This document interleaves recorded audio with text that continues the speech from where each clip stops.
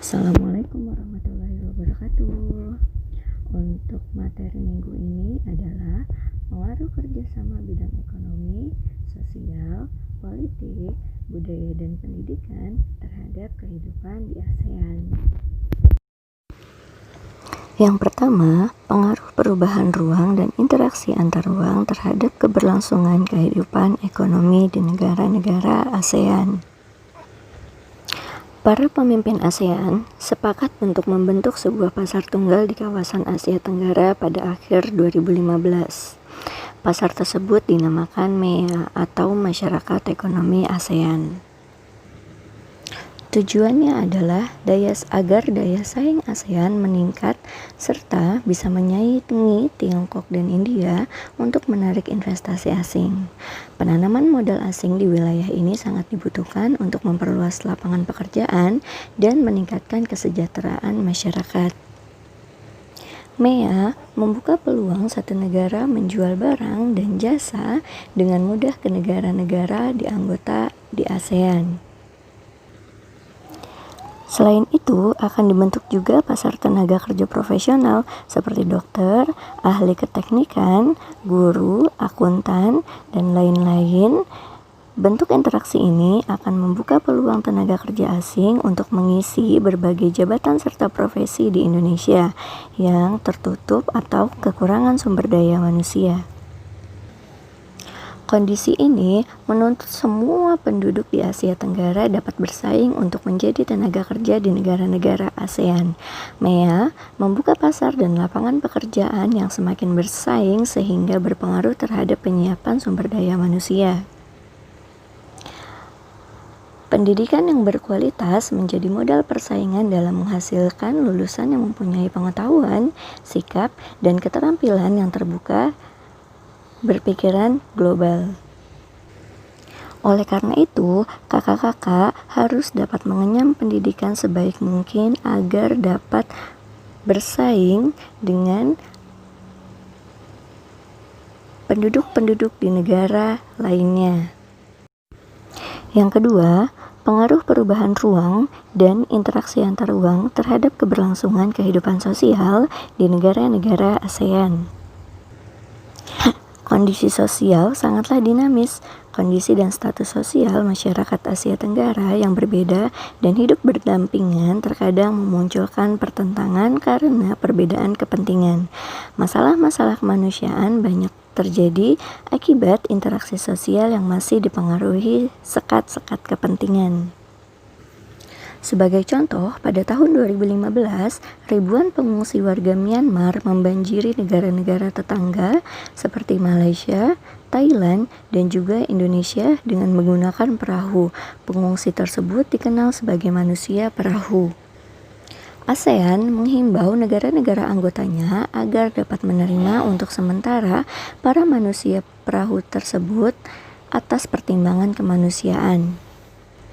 Tentunya migrasi ini berpengaruh terhadap dinamika jumlah kependudukan suatu negara.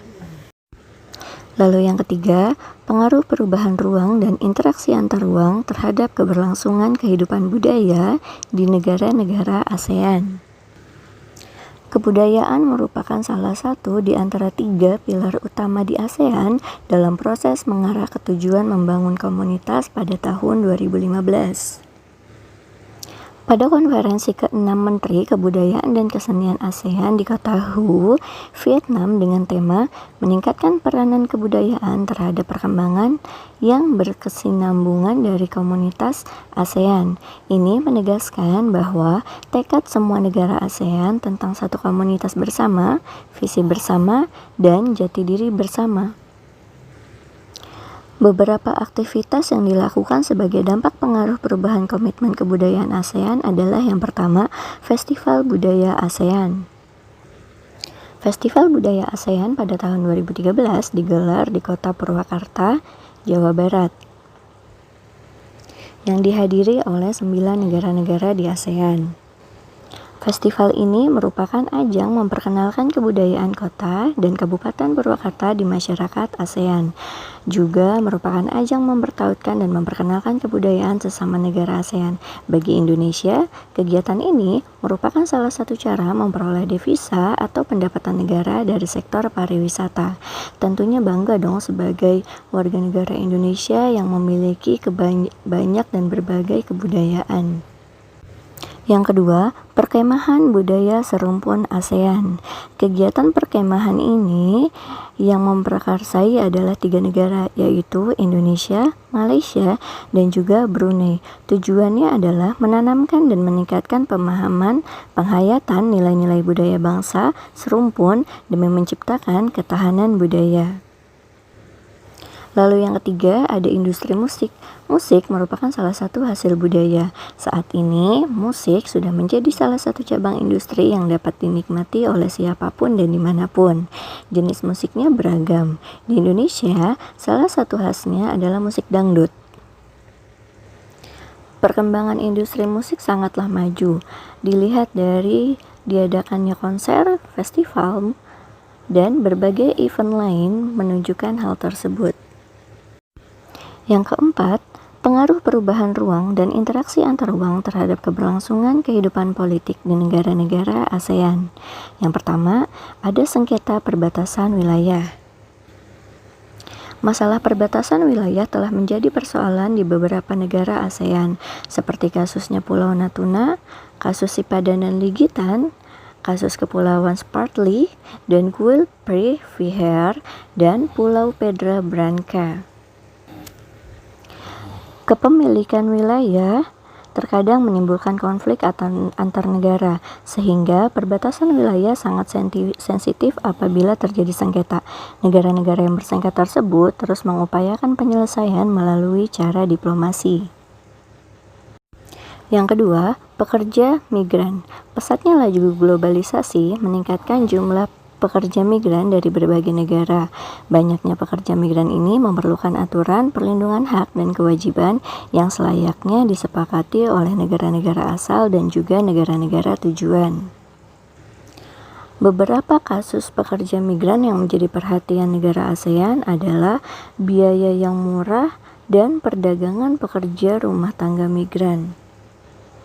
Bagi ASEAN, kasus tersebut menjadi perhatian tersendiri. Beberapa negara di ASEAN menawarkan untuk menyusun peraturan terkait sistem rekrutmen, penempatan kerja, dan besaran upah yang diberikan. Contohnya, penguatan kerangka kebijakan regional bagi perlindungan pekerja migran. Fokusnya adalah bantuan teknis kepada kelompok kerja ASEAN tentang pekerja migran. Lalu yang kedua, penguatan aliansi regional bagi perlindungan pekerja rumah tangga. Fokusnya adalah mendukung jejaring nasional pekerja migran dan pekerja rumah tangga migran dalam bentuk aliansi pekerja rumah tangga Asia di tingkat nasional. Untuk mengadvokasi kesetaraan hak asasi manusia dan perlindungan ketenagakerjaan bagi pekerja rumah tangga di Asia. Selanjutnya, pengaruh perubahan ruang dan interaksi antar ruang terhadap keberlangsungan kehidupan pendidikan di Asia Tenggara. Ketimpangan mutu pendidikan antar negara anggota ASEAN menjadi salah satu kendala terbesar di ASEAN, karena beberapa negara di ASEAN memiliki mutu pendidikan yang berbeda-beda. Ada yang kualitasnya rendah dan ada juga yang kualitasnya tinggi. Secara khusus, untuk menghadapi masyarakat ekonomi ASEAN, pemerintah Indonesia berupaya memberikan kesempatan kepada lembaga pendidikan melakukan reformasi menyeluruh dalam sistem pendidikan. Contohnya, meningkatkan mutu pendidik baik bagi dosen atau guru melalui proses sertifikasi, akreditasi, standarisasi pendidikan, peningkatan gaji, dan kesejahteraan pendidik, serta rekrutmen pendidik yang profesional, agar dapat menciptakan peserta didik yang berkualitas tinggi dan dapat bersaing dengan masyarakat atau penduduk di negara-negara ASEAN ataupun negara-negara di dunia. Upaya-upaya meningkatkan kerjasama di antara negara-negara ASEAN. Upaya meningkatkan kerjasama antar negara-negara ASEAN telah terbangun melalui 3 pilar ASEAN. 3 pilar tersebut yaitu kerjasama dalam bidang politik, keamanan, ekonomi, dan juga sosial budaya. Dalam bidang politik dan keamanan, ASEAN terus berupaya meningkatkan kualitas pelayanan publik melalui peningkatan kemampuan pemerintah dan perlibatan masyarakat madani dalam pengambilan keputusan. Pilar sosial budaya menempatkan Indonesia sebagai negara dengan sumber daya manusia yang banyak dengan usia produktif yang meningkat. Pada pilar yang ketiga yaitu ekonomi pertumbuhan, Indonesia masih yang tertinggi dan produk kreatif yang dihasilkan memiliki daya saing yang cukup bagus. Cukup sekian materi hari ini, semoga bermanfaat. Terima kasih. Wassalamualaikum warahmatullahi wabarakatuh.